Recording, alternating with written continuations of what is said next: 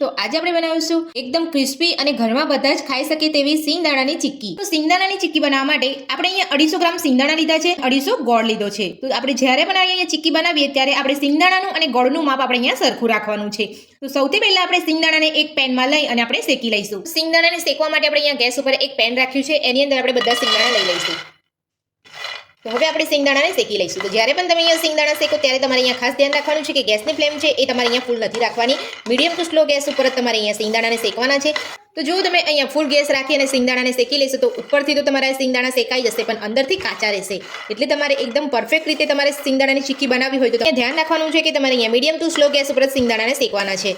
તો આ રીતે આપણે અહીંયા બધા સિંગદાણાને શેકી લઈશું। તો તમે જોઈ શકો છો આપણે પહેલા કરતા કલર પણ અહીંયા ઉપરનો બદલાઈ ગયો છે અને આપણા સિંગદાણા એકદમ સરસ રીતે શેકાઈ ગયા છે। તો હવે આપણે સિંગદાણાને એક કપડા ઉપર કાઢી લઈશું। તો સિંગદાણાના ઉપરના છોતરા કાઢવા માટે આપણે અહીંયા એક કોટનનું કપડું લીધું છે, એની ઉપર આપણે બધા સિંગદાણાને લઈ લઈશું। આ રીતે તમે કપડાની ઉપર તમે સિંગદાણાને અહીંયા છોતરા કાઢશો તો એકદમ આસાનીથી અને ફટાફટ અહીંયા બધા સિંગદાણાના છોતરા નીકળી જશે।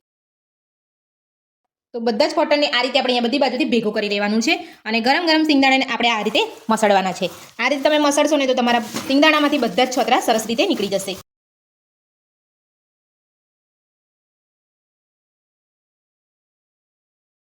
તો સિંગદાણાને આપણે કોટનમાં લઈને આ રીતે હાથેથી મસળી લીધા છે। તો હવે આપણે અહીંયા સિંગદાણાને ચેક કરી લઈશું।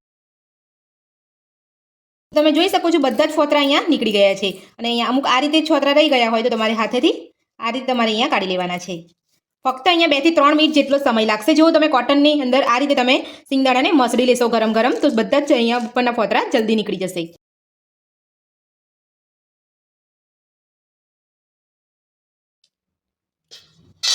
આ રીતે આપણે અહીંયા બધા સિંગદાણાને કાઢી લઈશું। બધા સિંગદાણાને શેકીને આપણે ઉપરના ફોતરા કાઢી લીધા છે। જો તમારા બધા સિંગદાણાની અંદર આ રીતના આખા સિંગદાણા હોય તો તમારે આ રીતે 2 ભાગ કરી લેવાના છે।